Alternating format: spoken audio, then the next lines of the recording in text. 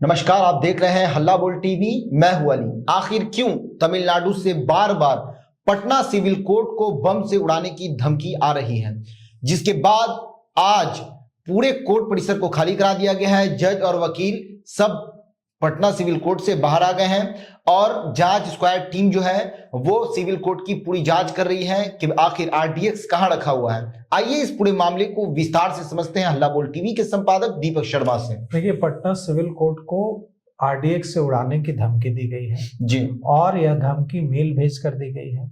यह जो मेल आया है यह तमिलनाडु से आया है और ऐसा नहीं है कि तमिलनाडु से पहली बार मेल आया है जी। इससे पहले भी तमिलनाडु से मेल आया था और उसमें धमकी दी गई थी कि पटना सिविल कोर्ट को उड़ा देंगे जी। अब यह जो तमिलनाडु से जो मेल आ रहा है उसके पीछे की वजह क्या है? क्यों बार बार तमिलनाडु से मेल आ रहा है?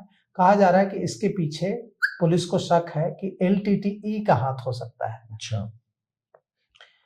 जो लिबरेशन टाइगर्स तमिल है उसका हाथ हो सकता है। एलटीटीई श्रीलंका का आतंकवादी संगठन है जो तमिलनाडु के जो लोग हैं जो श्रीलंका में बस गए, वहां उन लोगों ने एक संगठन बनाया लड़ने के लिए और वो संगठन है एलटीटीई। अब कहा जा रहा है कि ये लोग जो हैं ये भेज रहे हैं बार बार ईमेल और कह रहे हैं कि पटना कोर्ट को उड़ा देंगे। और इसके पीछे की वजह जो है, इससे पहले 3 महीने पहले भी इस तरह की धमकी दी गई थी। एक मेल भेजा गया था 16 अक्टूबर 2025 को और उस ईमेल में लिखा गया था कि बिहार से मजदूर, प्रवासी मजदूर जो बिहार से काम करने के लिए तमिलनाडु जाते हैं, इसकी वजह से वहां के लोगों को तकलीफ हो रही है। वहां के लोगों को काम नहीं मिल रहा है क्योंकि बिहार के मजदूर सस्ते कम मजदूरी में वहां जाकर काम करते हैं, जबकि वहां तमिलनाडु के मजदूर ज्यादा मजदूरी मांगते हैं और इस वजह से वहां के लोगों को काम नहीं मिल पाता है क्योंकि यहाँ के लोग वहां चले जाते हैं और सस्ता मजदूरी करने लगते हैं। और इसी के विरोध में उस मेल में लिखा गया था जो 3 महीने पहले भेजा गया था कि इसी के विरोध में हम लोग प्रोटेस्ट कर रहे हैं और पटना सिविल कोर्ट को बम से उड़ा देंगे।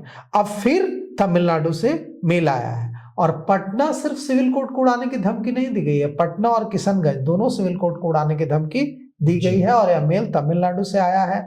और इसमें लिखा हुआ है कि कोर्ट परिसर में 3 आरडीएक्स रखे गए हैं। जज वकील सारे जितने भी जज हैं, वहां जजेस हैं, जितने भी वकील हैं, सब बाहर निकल गए हैं और कोर्ट परिसर की तलाशी ली जा रही है। फिर बहौर पुलिस वहां पहुंच गई है, वकील और जज अपने चैम्बर से बाहर निकल गए हैं और पूरे कोर्ट परिसर की छानबीन की जा रही है। कोर्ट को बंद कर दिया गया है, किसी को अंदर जाने की परमिशन नहीं दी जा रही है।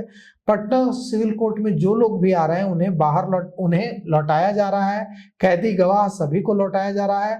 किशनगंज के एसपी सागर कुमार ने पत्रकारों को बताया है कि यह जो ईमेल आया है धमकी भरा, यह तमिलनाडु से आया है और धमकी मिलने के बाद कोर्ट परिसर की सुरक्षा को बढ़ाया गया है। किशनगंज में भी बढ़ाई गई है सुरक्षा और पटना में भी पूरी जांच की जा रही है और पुलिस की विशेष टीम पूरे कोर्ट परिसर की तलाशी ले रही है। डॉग स्क्वाड पहुंचा है, वहां तलाशी अभियान चलाया जा रहा है और बम निरोधक दस्ता पहुंचा है वहां।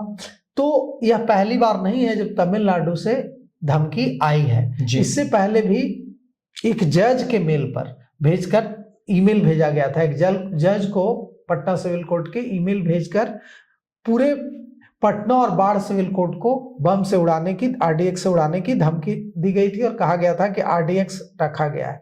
इसके बाद अफरा तफरी मच गई थी। 28 अगस्त को पटना सिविल कोर्ट को ईमेल के जरिए धमकी दी गई थी कि बम से उड़ा दिया जाएगा और कहा गया था कि 4 आरडीएक्स न्यायाधीश के रूम और कैंपस में लगाए गए हैं और कहा गया था कि हमें आईएसआई से इसमें सहयोग मिल रहा है। और यह भी कहा गया था कि बिहार से जो मजदूर आ रहे हैं, प्रवासी मजदूर, वो काम करने तमिलनाडु में, तो इन मजदूरों की वजह से तमिलनाडु के लोगों को काम नहीं मिल रहा है और जिसकी वजह से तमिलनाडु के लोगों को दिक्कतों का सामना करना पड़ रहा है। इसलिए हम इसके विरोध में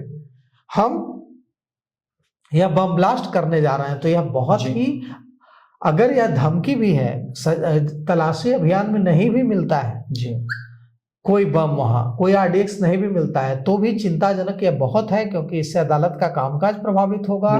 जज, वकील, गवाह, आम सब लोग, डरे हुए सबको हैं। परेशानी जी। होगी, सब में दहशत का माहौल रहेगा। तो सबका आज कितने मामलों की सुनवाई नहीं हो पाएगी।